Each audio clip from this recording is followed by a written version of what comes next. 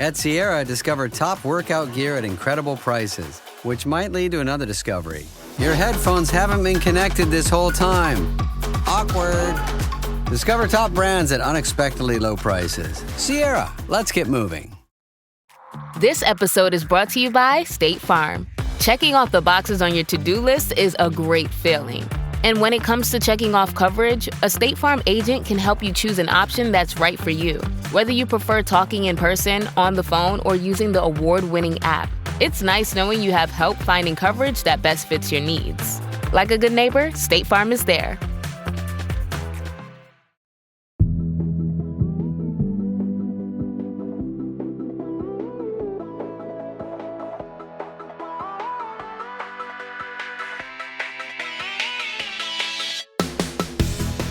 I'm Candice Lim. And I'm Kate Lindsay. And you're listening to ICYMI. In case you missed it. Slate's podcast about internet culture.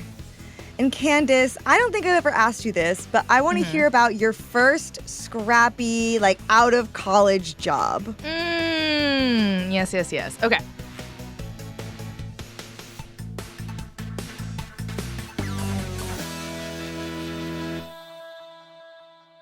Basically, I think I would consider my first out-of-college job as an intern, or I guess we could consider it like a production assistant for How I Built This, the podcast at NPR. That was a very fun time. I honestly think it really felt like I was in my early 20s, hustling in D.C., running from studio to studio, passing by, all these people I loved at NPR. But I will admit, definitely not well paid, definitely overworked, definitely too scared to ask for overtime. I remember that very, very clearly. And I do remember the best day of my life during that time was when I got promoted from intern to temp. And I remember someone was like, oh yeah, the best part is you finally are going to get paid more. And I was like, oh my God, how much? And they said $21.25 an hour. And I truly was like, everyone drinks on me. Yeah, I am Elon Musk. Yeah. Yep. What about you? Do you remember? Yeah, so I basically cobbled together a lot of gigs right out of college because while I was in college, I started writing for a website for, speaking of I Am Rich, $25 an article. Yep. And I would churn those out and, dine like a queen at the one bar on campus. Yep. And then when I was doing that in New York, I got an internship at a different website. Both of these websites, by the way, don't exist now. And I was also working at a yarn store. And so at one point, my weeks looked like, I think I had Thursday off. That was my only day where I had nothing because I had just stacked all these things. I was doing morning shifts, evening shifts. And again, the word hustle comes to mind. That's what I told myself. I'm hustling. It sounds like you had the same thing. Would you describe yourself as someone who would have bought hustle merch? Unfortunately, see, this is where it's actually twofold of one, I was living, drinking the hustle juice, but on top of that, I was at How I Built This when we were interviewing Bumble Girl. We were interviewing Emily Weiss. We were interviewing Tyler Haney. I remember I pitched that. And I think part of that job was very much pretty much getting an MBA for free of just really trying to listen and cut tape of people who frankly, not all of them good managers, not all of them good entrepreneurs or business people. And yet you really get sucked into the culture of it because everyone around you also believes it. And so, yeah, it was very hustle grind mindset. And I will say, I think one of the worst pieces of advice I got during that time was from someone who was my age at NPR who literally was like, yeah, but in your 20s, this is what we should be doing. No sleep, club, bar, work, waking up hungover, cutting tape. And I remember just going, hey, I don't know about this. I actually don't agree with you right now. And that is something I've been thinking about a lot of when does that stop? You know what I mean? At what point do you feel like I don't have to hustle to die, Yeah, I feel like I very much, I graduated in 2015, so I was in peak hustle culture. And I reflect back on it and it's twofold because I think I learned so much. What I would do, I said yes to everything and then I would scale back. That was my motto and it would make days hell. It did give me a crash course in a lot of things that I use to this day. But I was also, I'm aware, exploited. I was working at sometimes from like, it was like because of all the shifts I had coupled together from like, I don't just mean like store shifts, like writing shifts. I was working until like 7 a.m. to 11 p.m. at night. And, for not, again, $25 an article. And so I was getting a lot of experience, but I was also exploited. And I think a lot of people who went through this, like us, are turning around to kind of make sure it doesn't happen again. And you can see that in action in a viral TikTok drama that went down last week. Candice, you have the floor. I know we both came to the Slack like we have to talk about this. Yeah, so basically there is a very popular fashion podcast. It is called The Cutting Room Floor. You might have heard of them because very recently they had this huge episode with Steve Madden, the founder of Steve Madden Shoes. And it was a great episode, got them a lot of traffic. Now, last week, this podcast goes on TikTok and they announce that they're going to be hiring for a position that kind of seems like 3 jobs in one. It's studio coordinator, bookings person, personal assistant. And on top of this role being in New York City, full-time, has to be in person, they are only paying $55,000 for whoever gets this job. And no healthcare, no benefits. No. Yeah. So you can already see a little bit how we feel about it, but we're going to talk about why this job got everyone up in arms. But first, let's take a break. When we come back, we're going to parse through the internet's reaction to this job listing and also talk about what it brought up for us.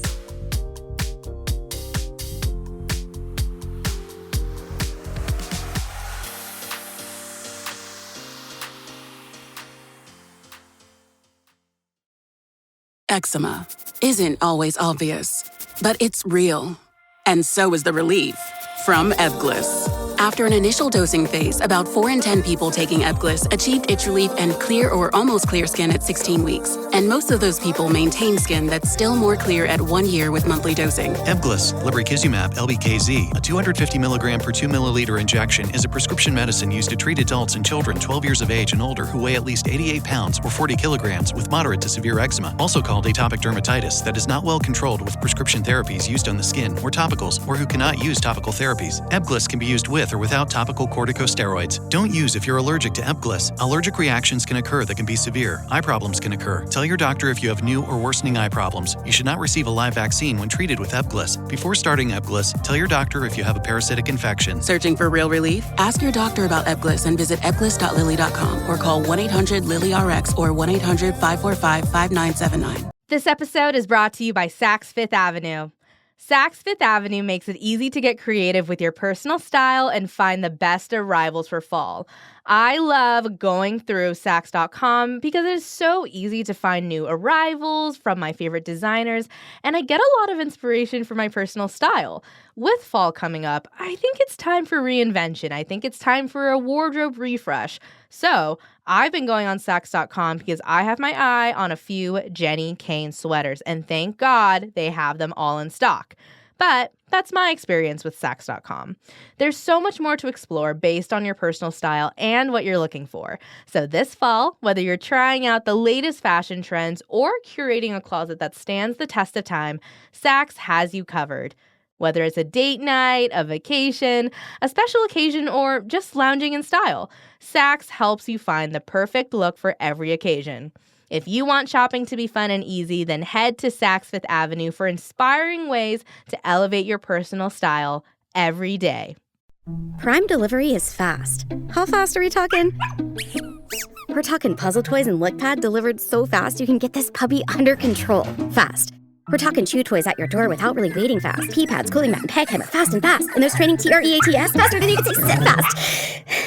And now we can all relax and order these matching hoodies to get cozy and cute fast.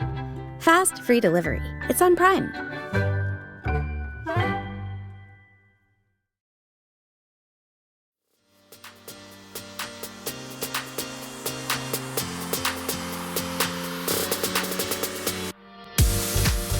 And And we're back. And before we get into what happened, I would love to bring in our main character, okay? The Cutting Room Floor is hosted by a woman named Rachel Omandi.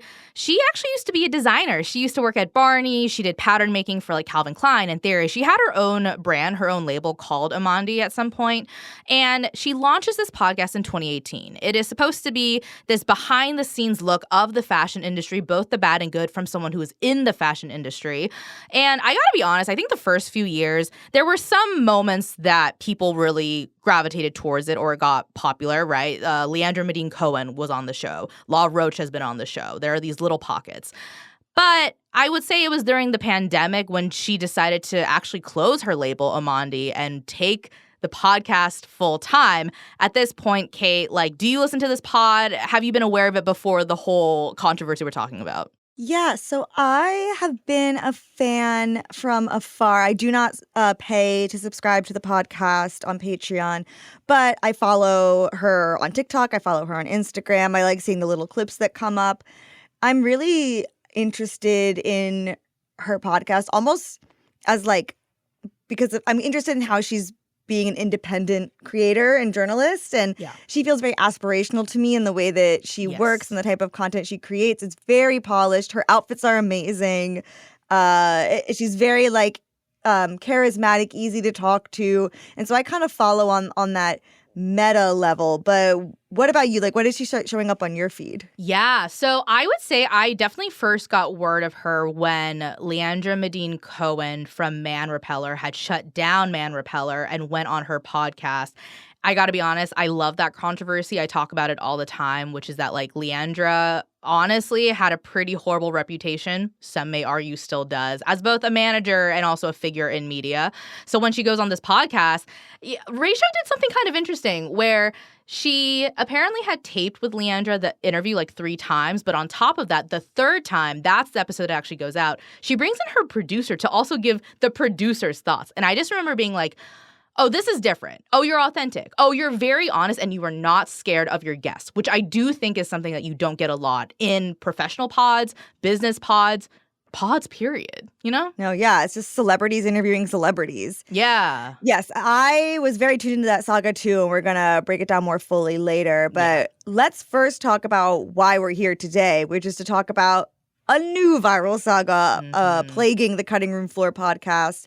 And so why don't we just start with this TikTok that Omandi posted? Okay, guys, we are hiring. And I didn't want to come to TikTok with this role, but now I have no choice, so I'm going to tell you about it. But wait. If you are interested in working for the Cutting Room Floor, you need to watch this video to the end. Why? Because I'm going to tell you very specific things with very clear instructions, and I don't hire people who cannot follow simple instructions. So that's how the video begins. And then if you go and look at the job description, I won't read the whole thing because it's quite extensive, which is also something to keep in mind. But it basically says it combines the responsibilities of a bookings administrator and a studio coordinator, serving as the organizational hub for the team's daily operations.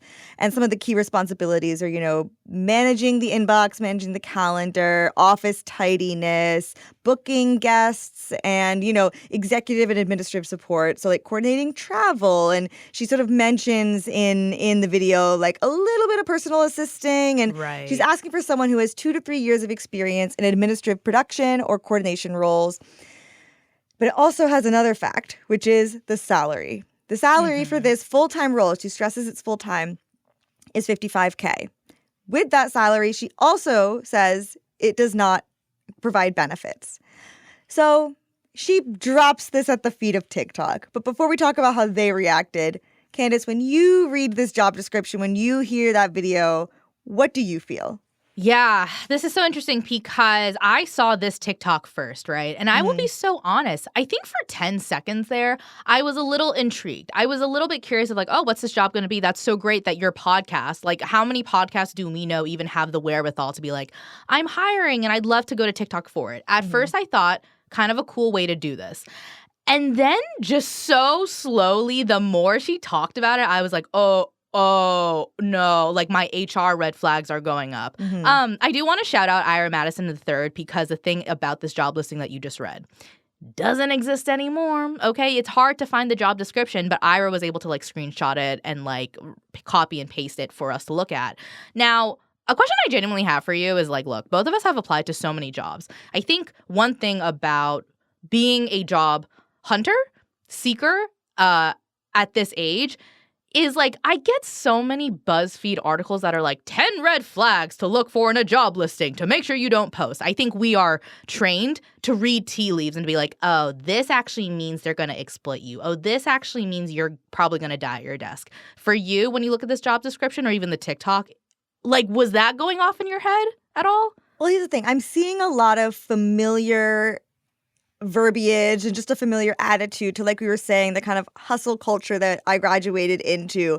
And so I immediately did not raise red flags because, you know, I went through these trenches. I have Stockholm syndrome to this a little bit. So I didn't flag immediately, but it flagged to everyone else. Like, these are some of the comments on Reddit where this video is preserved because Amandi did go ahead and delete it. But the commenters say things like, these millennials need to learn that hustle culture is dead. We were the only idiots that fell for girl bossing. I'm the idiot. Gen Z ain't doing all that.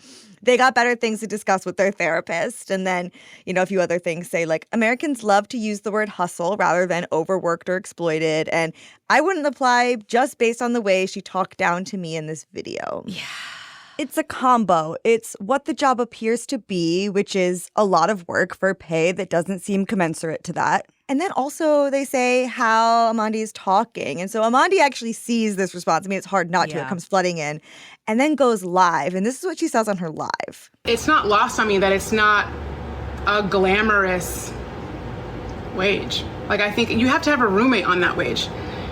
You have to be on a budget on that wage. Fuck a budget. You can't be living lavishly. But also, that's what it is. I think the kind of person who wants to come to New York and like hustle in those early years of their career.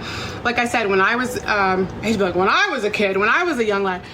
But when I was a kid, I got 30. I got 25 less than this. 30 out of school, and then, you know, and you're still, and at that point you're like, oh, I'm still excited to be here, whatever. And you're like, you're eating ramen, you're hanging out with your friends, you're taking the train at 1 a.m. I never. All right, so now you hear that. Do you think, Candice, take a guess, that makes things better or worse? So much worse. Mm-hmm. So much worse. I mean, first off, look, I said this in response to like the Love Island reunion. If anyone listening to this ever hears me say the words, I cleared this up on my live, take me in the back, you know what to do. You know what to do. But no, I think this TikTok live, which by the way, like even the act of doing that, it feels impulsive, right? It feels a little like I don't have a script, I don't have notes, I'm just going to go off and just acknowledge the haters. I think this was a bad move. And what's really funny is we're not even playing the part where she says, if you want to be like sitting at Cipriani every night, Cipriani, famous restaurant, Taylor Swift goes there. This is not the role for you. If you want to live alone in New York, this is not the role for you. And it's just like, okay, like we don't need to do that. I know. That's kind of how... This is such a complicated one for me, and I think you and I have spoken about this a little bit, and we overlap in our feelings, where it's not that she's saying anything wrong, it's how this is packaged, and that it is just being and who the audience this is being thrown at is, because like we can kind of isolate the two debates that are happening in the comments. Like the first one is just remove everything else. Is $55K a livable wage? So first, we can remember this is happening in New York City. So this is going to be like the conditions for a livable wage here are very, very different than somewhere else in the world. $55K. It's also, again, like she talks about this. I have my own story. Like my first job in New York was $42K. But, that's not helpful because those conditions are not the conditions we're in now. Everything, rent in particular, has gotten way more expensive since then. The cost of living has gone up. Is $55K abysmal? I mean, no, it's not. It's, I would say, for a entry-level role in fashion at a small company, that feels appropriate. But for me, I should say, like that, I lived in Bushwick with roommates, had a similar salary. Again, wasn't dining at Cipriani. It's making comments like that. Like no one wants to dine at Cipriani. They They just want to live. And I think certain people felt that what this job was asking of them, combined with the salary, was going to limit that, because the other part of this is how she describes the job, which is, like you said earlier, a job that appears to be maybe 3 jobs in one, because is how she kind of classifies it. I think she attempts to use 3 other jobs as a way to give context to what this one job is.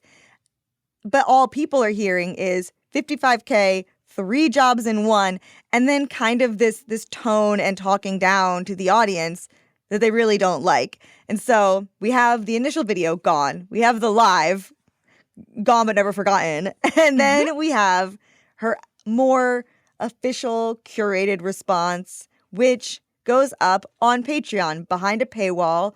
But someone on TikTok who is a paying subscriber clipped the relevant part. We have heard it. We're going to play just a little bit of it here. This was a wake-up call, I think. I mean, I think as the business grows and the guests get bigger and the stakes get higher, we do need to be a lot more buttoned up. So I think this was like a big learning that I'm grateful for, ultimately. Do you feel like her tone in the Patreon update is different than the live? More polished than the live? I think she's done what anyone should do in this situation, which is sleep on it. Because, look, I understand. I truly believe that, again, the content of what she's saying makes sense. It was just delivered wrong, both in how it was advertised and also how it was said. And I think with that in mind, I think she's feeling misunderstood. And I know if you're feeling misunderstood by a huge group of people, I've had it happen on TikTok. If like your message just doesn't land like how you think, all you want to do, you want to go to every single person individually and be like, wait, no, I'm not like that. I'm not this person that I've accidentally like kicked off you thinking I am. And so I think that's what that live was. That was like a wait, no. And it was very like clearly off the cuff, not advised. This is, she slept on it. She thought about her words. And she came with like some humility. And I mean, there are people who are still picking this apart in comments. I found it to be, you know, she says that she admits it was an advertising problem and that that's what they could have done better, and that they've taken the job down, and that they are not going to be hiring for it right now, and that they're going to like go back and regroup. And it's like, again, this happens with so many internet scandals. It's like, okay, great. Like that's about what we can ask of her. What more do you want? And so for me, I think the tone is more polished, but I don't think that means it's like, not saying you were insinuating this, but I don't think that means it's like fake. I think she's just like sat with it the appropriate amount of time. Yeah. I think what's interesting to me about the update is that she acknowledges that she read all the comments. She really saw a lot of the things that people were saying. And just to like really give a flavor of how bad it got, like I went back to her original video that like advertised the job, and they were saying stuff like, this is a borderline exploitation. Girl, hire your cousin at this rate. Okay, that was kind of funny. Or they were kind of bringing up past things she said, especially with the Leandra Medine Cohen. I saw this comment on TikTok that was like, the irony is I first started following your Patreon because you held Leandra Medine accountable for her poor management and exploitative labor practices. And it's very kind of like, interesting. It's really, look, I know people don't love to talk about this. Really reminds me of the Reply All test kitchen situation where the Reply All podcast is this investigation of Bon Appetit. That was like, hey, it was trying to say something. Later find out Reply All has similar labor issues, and then just scrap. And that's how I feel, especially now that she's like backtracking on the job. She's not hiring anymore. So it's one of those difficult things of like, you were hiring for a position that people were really angry about just on paper, but now no one's getting the job. Is that the solution? I don't think so. I know. She says in the clip that's behind the paywall that she just doesn't want anyone coming in with any negativity, which I do understand. Right. Like we said, I think it comes down to 1, tone, and 2, how it was advertised. And both of those things ruined the opportunity for a job that, again, and maybe I'm being too naive, but, you know, I'll take her in good faith, like would have been, you know, somewhat normal for a young person in New York City getting started in fashion to take. And I mentioned it earlier, but this isn't this podcast's first time going viral for the wrong reasons. But before we go back to that, let's take a break.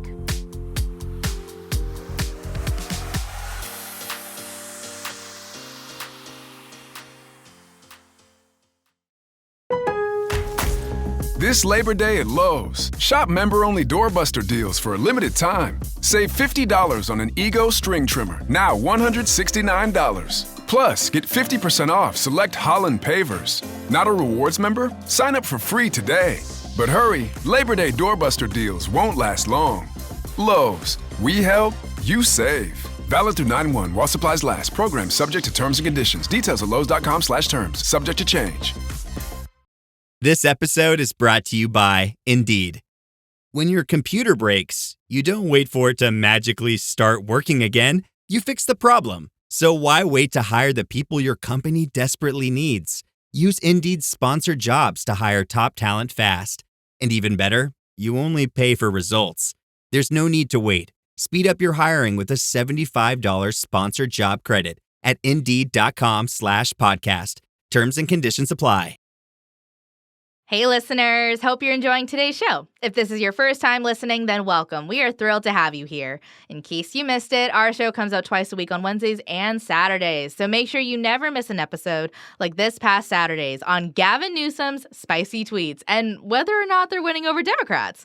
Listen to that episode and more by subscribing to our show on Apple Podcasts or Spotify. Okay, back to today's episode.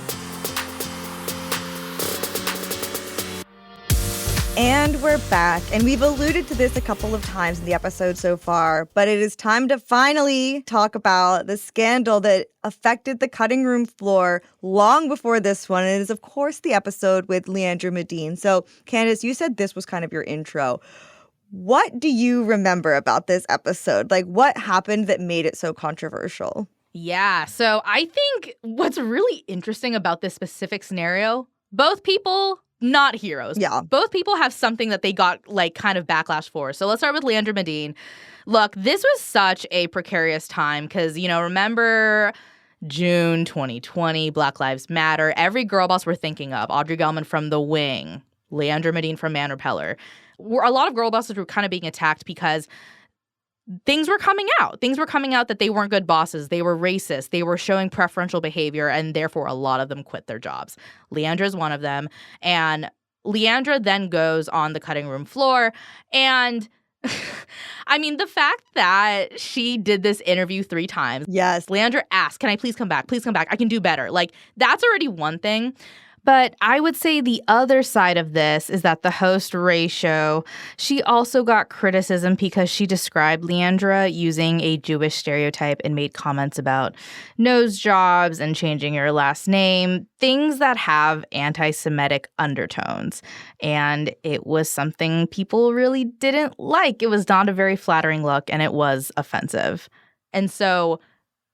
I mean, the thing is, she did bounce back from them, but I will say I was on Google and I was trying to like look back at this time, and there were headlines being like, how is Rosario going to come back from this? People really thought she, as a podcast, was going to get canceled. That's how bad it got. Yeah, I mean, this was in 2021. So as far as the girl boss reckoning, Black Lives Matter, and the pandemic, we were still very much in a pressure cooker. And that I feel like these online moments were particularly exacerbated during that time because a lot of us were just logged in, tuned in. But what's interesting now is, I don't know if you've noticed, Candice, all record of that is gone. Really? The podcast is gone. It's not available. Any Instagram posts, because I remember I was working at a place that covered this, and I remembered that there were statements coming out and things that were were posted on Instagram that we had written about, not there anymore. And so, I mean, Rachel's done a good job of going back and clean slate, rebranding, not doing that type of content anymore. And this was also the same year that she really started to switch towards Patreon. And again, this was a reason that I am interested in her content, because when the podcast is off and not recording, she'll sometimes just make videos about herself. And in one of them, she was talking about why she only posts on Patreon. And that was pretty popular. And that was interesting to me as someone who at the time was freelance. But it was a weird moment because I felt like I was getting controversy whiplash. At first, it was like, okay, girl boss is girl bossing. That's not necessarily surprising, but it is delicious. And then it's like, wait, now maybe Omandi's the problem. And a lot of back and forth, and the dust ultimately settled. But I think that just as this will for any new viewers and new listeners coming to Amandi, just as this will kind of cement a perception of her in their minds. I think a lot of people who were introduced to her through that scandal first will always have that in their mind, that sometimes she can be a little bit messy. And I wonder if that informs how people are reacting to this. Like, for me, that scandal was the first thing I thought of. I don't know about you. I was like, my main thought, though, was like, do we think this is going to be worse than that? I think yes. I think yes, because something I'm noticing that's really different about this time is when people are bringing up tone, I think they're also really bringing her business acumen, her ability to lead, her management style. They're bringing a lot of her person into question. And to be fair, I understand why, right? When you're in startup phase of we have 4 people, she made a video that a lot of CEOs don't have to, right? Yeah. What's interesting is this is not her first scandal. This is not the first business she's run. And she did an interview with Fashionista back in 2023. She said some interesting things, including, she had a fashion line. It did shut down in the pandemic. And she said from that, she learned so much about business and what to do and what not to do, raising money, compliance, taxes, making a lot of mistakes, wasting a lot of money. Okay. And then she says that, quote, "My mission is about championing creatives, no matter what their discipline is. But if you're someone who has a craft or a skill or something you feel is worthy of value, go behind a paywall and promote it. It's worked for me." And that kind of irked me a little bit, because one thing I found in the job description that she does not bring up in any of her TikToks, she says for some reason in italics that the person that they wanted to hire for this $55K job, they do not want them to pitch. They do not want them to bring ideas. They do not want them to bring guest ideas up. Now, as 2 people in media, that's kind of our job. Yeah. I guess when I read that, I think everything about this, everything about her, that comment about what she's saying about the type of person who would apply to this is me being generous, but I think it's to not waste anyone's time, like hers included. Like, it's not like a selfless thing, but it's like it is she's really trying to narrow down who will apply and like make sure that anyone who kind of immediately has the wrong idea of what they'd be getting into or the wrong impression of the work doesn't even waste their time or hers. That's my guess. It is interesting that in a 4-person team there isn't that collaborative spirit, but like I don't actually know how it works. I think the thing that's interesting to hear, in that thing about paywalling, like she's very good at hustling for herself. Like that's how she was able to build this. And as someone who's freelanced, you have to like back yourself. Like you have to be a little hustle culture-y because it's just you. And now it seems like as she's growing her team, that attitude that was necessary for getting the podcast up and running of like back yourself, paywall it, it's me, I lead, my decisions. As the team gets bigger, even 4 people, 5 people, you have to start being like, okay, now how do we work as a team? And that includes like, how do you speak to potential candidates? And candidates right now are in a bad job market. They are no one she's reaching on TikTok is spoiled for choice right now. And everyone is like, they're not even, it's not even that they're not getting them in their industry, jobs in their industry. They're not getting them at all. Like actually a really interesting video that came up when because now my feed is obviously all this. And so I'm just getting everyone's takes on it. I came across this video from someone named Mady Lisbeth. Apologies if that's not the correct pronunciation, but I mean, it was really interesting and also like very powerful. And so just I'm going to play sort of the beginning clip right now. I'm actually finding myself getting triggered by the cutting room floor 55K conversation, because when people are like, who's going to apply to that job? Bitch, me. I literally looked at it and was like, I might as fucking well. I've been unemployed for a fucking year. I'm waiting to hear back from TJ Maxx. I have to walk 40 minutes to Fordham right now to go to some career thing and see if that leads me like fucking anywhere.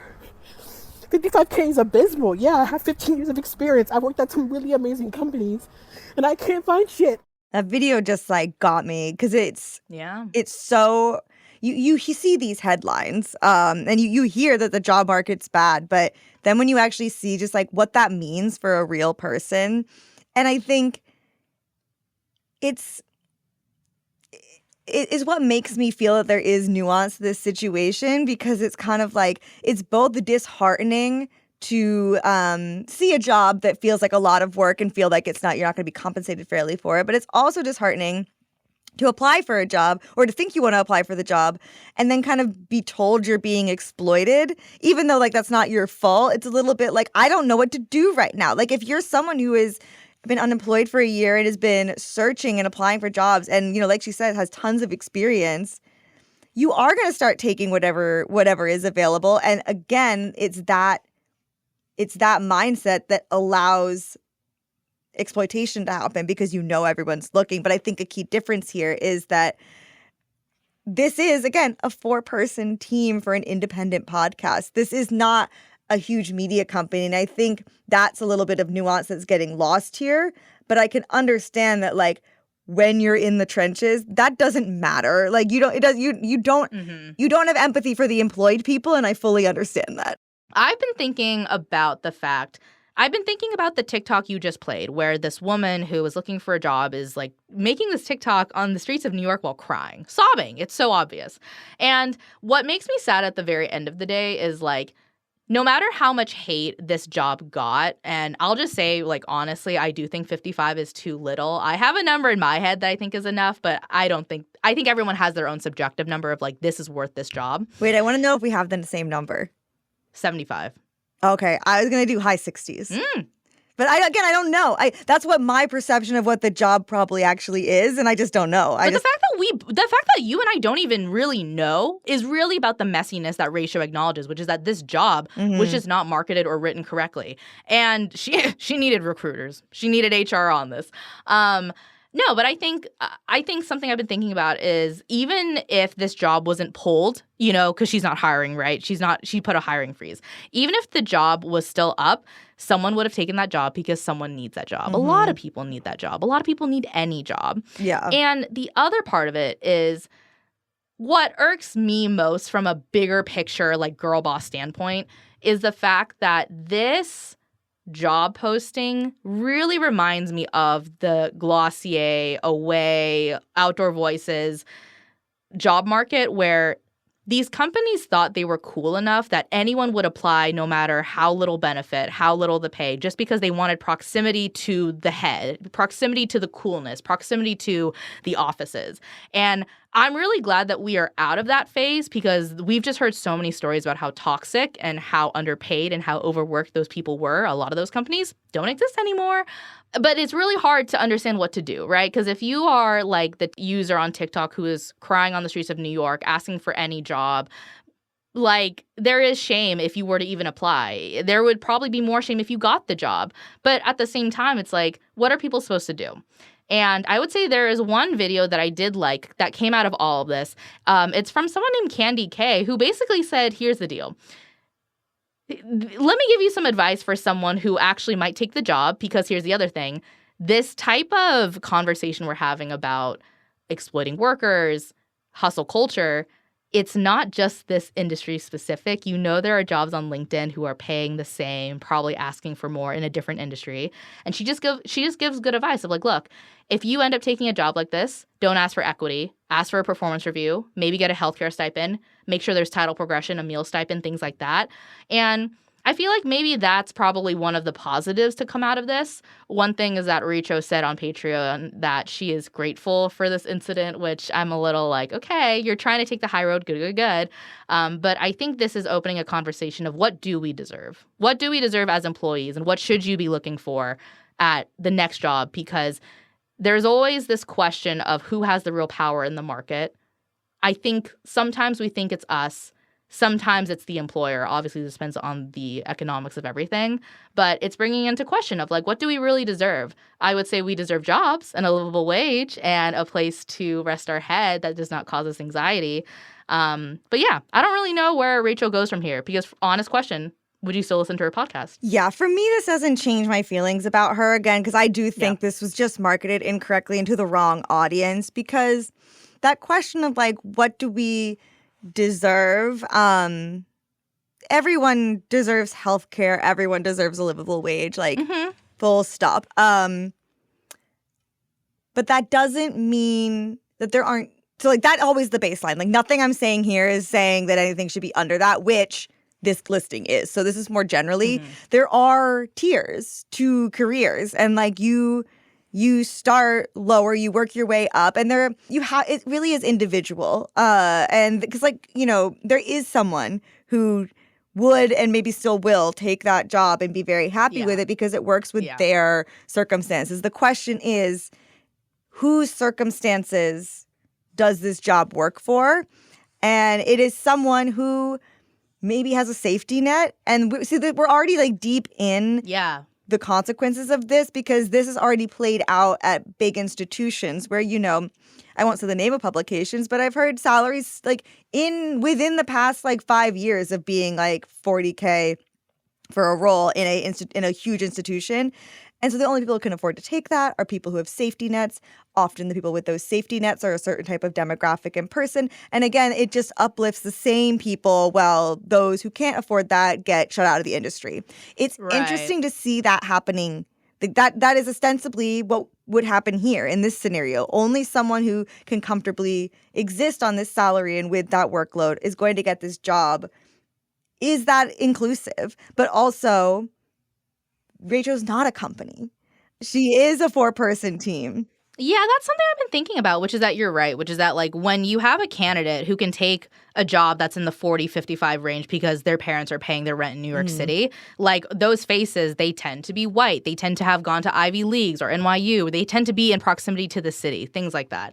I think one thing that's a little unfair is that I think there is a lot of pressure on Rachel specifically as a podcaster to do better to kind of correct the ills of this industry and try to like make things better for like future generations. But the thing is like, this is an independent podcast. She's just one person. And just because you're a podcaster, a good podcaster, doesn't mean you're a good manager. Doesn't mean you're a good business person. I can list many men who fall under that line. And so that's the one thing I think is a little unfair, that people are questioning her business practices as if she was going to change the industry herself, you know?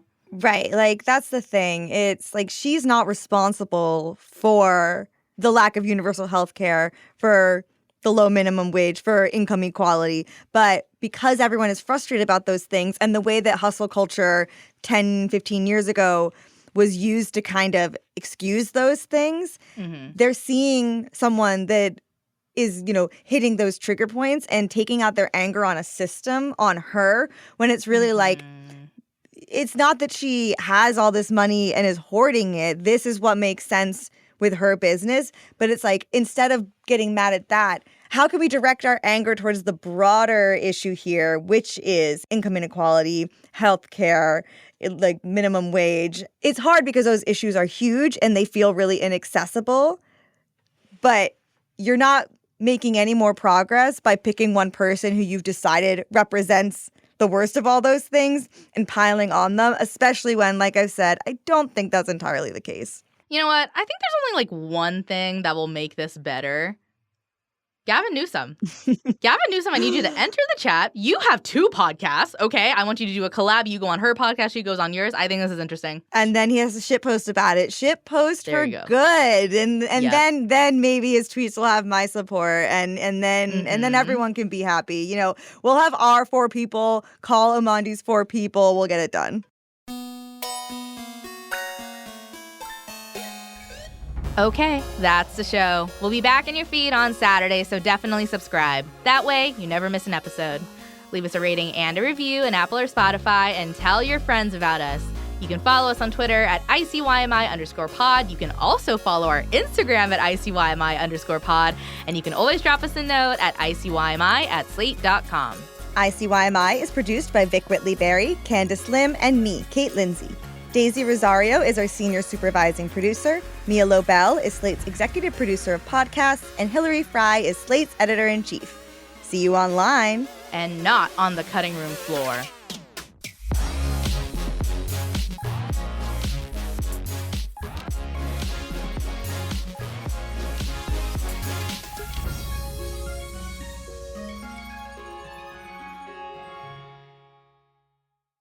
This episode is brought to you by Saks Fifth Avenue. Saks Fifth Avenue makes it easy to get creative with your personal style and find the best arrivals for fall. I love going through Saks.com because it is so easy to find new arrivals from my favorite designers, and I get a lot of inspiration for my personal style. With fall coming up, I think it's time for reinvention. I think it's time for a wardrobe refresh. So I've been going on Saks.com because I have my eye on a few Jenny Kane sweaters, and thank God they have them all in stock. But that's my experience with Saks.com. There's so much more to explore based on your personal style and what you're looking for. So this fall, whether you're trying out the latest fashion trends or curating a closet that stands the test of time, Saks has you covered. Whether it's a date night, a vacation, a special occasion, or just lounging in style, Saks helps you find the perfect look for every occasion. If you want shopping to be fun and easy, then head to Saks Fifth Avenue for inspiring ways to elevate your personal style every day. The road is calling. Embrace the thrill of the drive with the fully electric Audi Q6 e-tron. Featuring effortless power and advanced Audi tech, the next chapter of Audi is here.